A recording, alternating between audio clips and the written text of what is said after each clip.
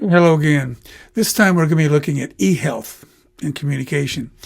This is a big area in communication. In fact, some places like University of Kentucky have specialists specialize in the study of health comm. So it's a big deal.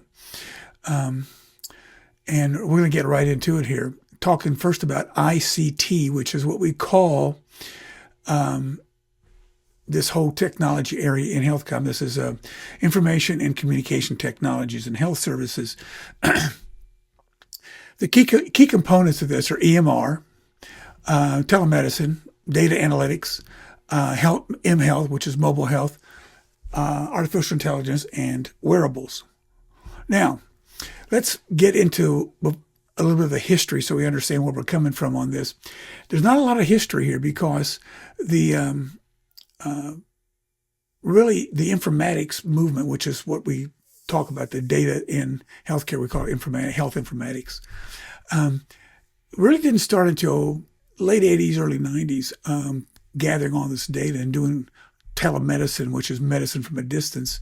I was involved in some research early in the 1990s where we were looking at how good the resolution had to be on the screen for this to work. And we were working with the Humana down in Lexington on that.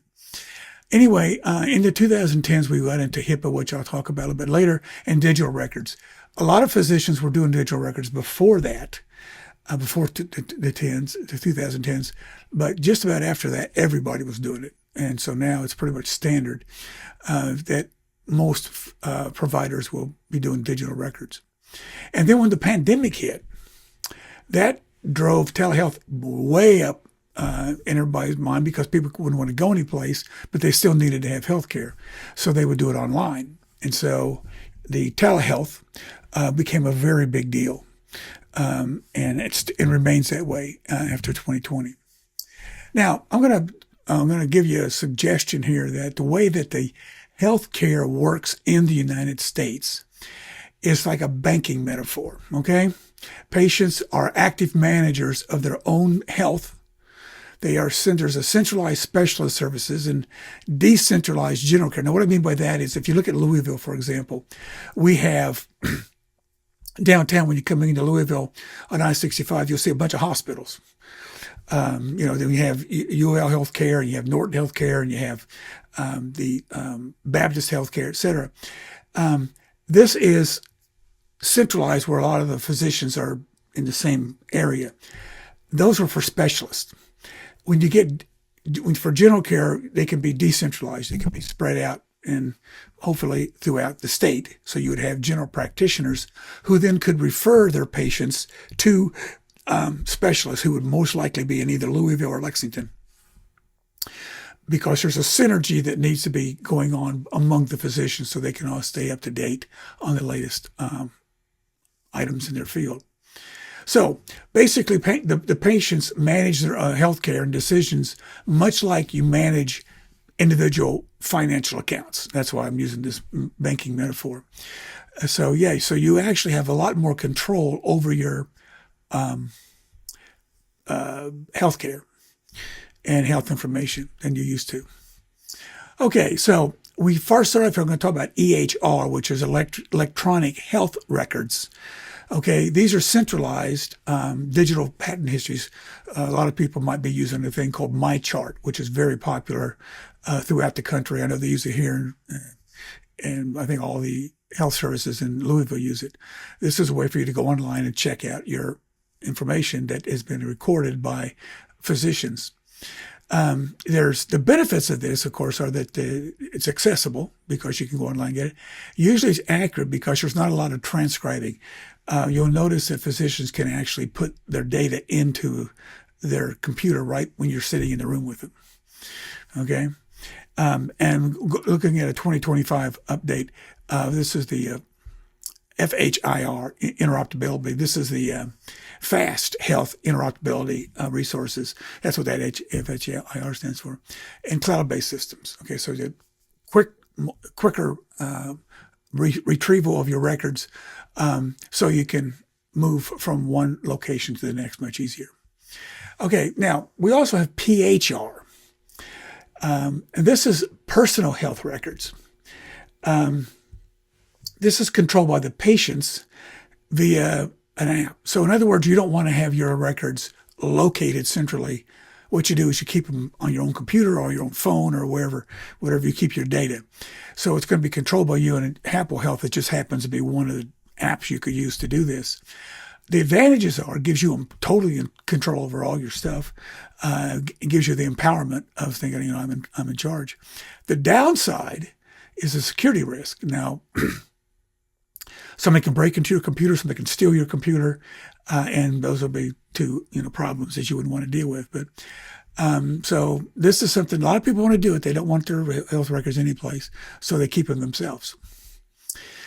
Now, telemedicine, which I just said a second ago, is that's medicine at a distance, and this is remote monitoring, which you may be aware of.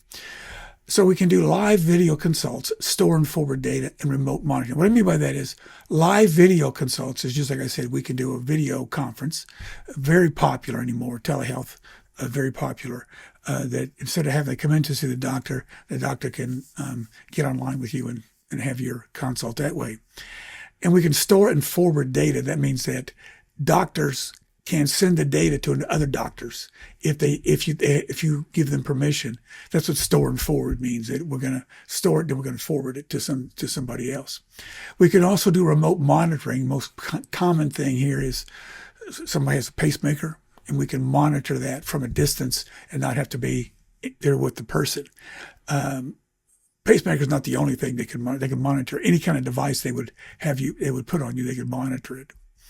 So the telehealth is stabilizing at roughly 20% of outpatient visits in the United States.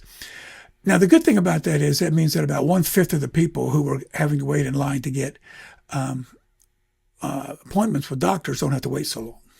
Because with telehealth, you can cut out some of the visits. Okay, so that 20% of the outpatient visits now tend to be telehealth.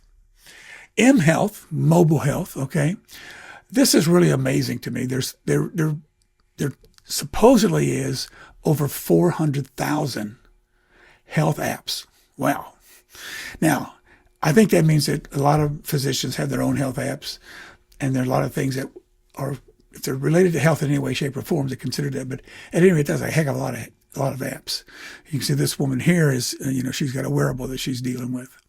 So the market value is going to be somewhere between $100 and $120 billion in global revenue in 2025. I don't have all the data in on that yet, but that's quite a bit of data. That's quite a bit of money.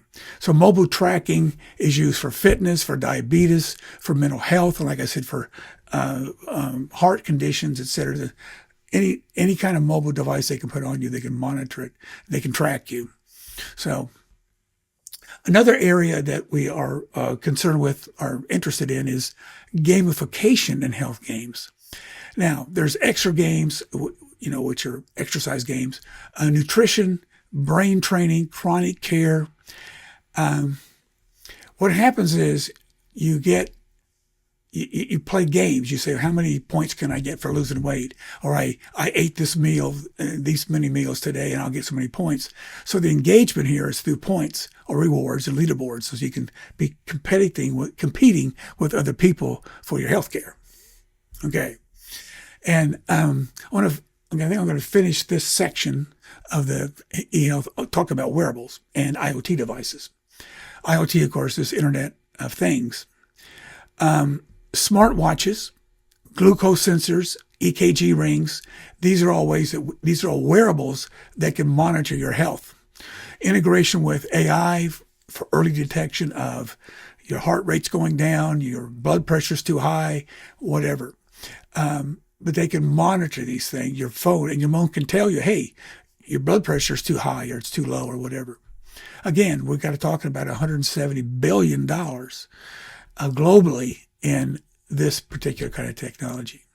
Okay, so I'm going to stop here and for the first session, and we'll come back with